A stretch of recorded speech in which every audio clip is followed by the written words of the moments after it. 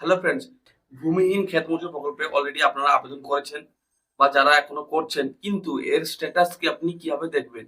ধরুন আপনি কালকে আবেদন করেছেন বা ২-৪ দিন আগে আপনি আবেদন করেছেন, কিন্তু এর স্ট্যাটাস আপনি কিভাবে দেখবেন যে আপনার ফর্মটা সাবমিট হলো কি হলো না, বা কি কারণে আপনার ফর্মটা রিজেক্ট হয়ে গেল, বা কবে ওই টাকাটা পেতে চলেছেন?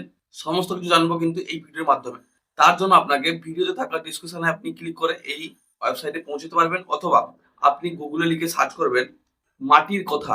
মাটির কথা লিখে আপনি গুগলে সার্চ করলে আপনার সামনে ঠিক এইভাবে একটা ইন্টারফেস চলে আসবে।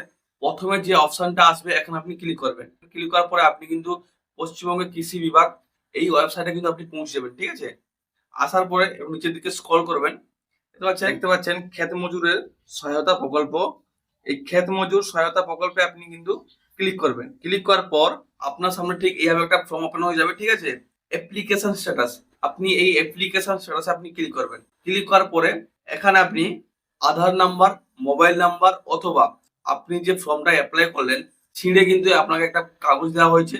ওই কাগজে অ্যাপ্লিকেশন নাম্বার লেখা আছে। ওই অ্যাপ্লিকেশন নাম্বারটা দিতে পারেন। ঠিক আছে? বা মোবাইল নাম্বার বা আধার নাম্বার যেকোনো একটা দিয়ে আপনি সার্চ অপশনে ক্লিক করবেন। ক্লিক করার পরে এরকম একটা ডিটেইলস নাম শো করবে এবং আবার নাম্বার শো করবে। আপনি কোন ডিস্ট্রিক্ট থেকে করছেন ওই ডিস্ট্রিক্ট শো করবে। ঠিক আছে? আপনার ব্লক কি ও ব্লক শো করবে এবং আপনার স্ট্যাটাস এখানে শো করবে। ঠিক আছে? এবং আপনার স্ট্যাটাসের ঘরে শো করবে কুইক রেজিস্ট্রেশন।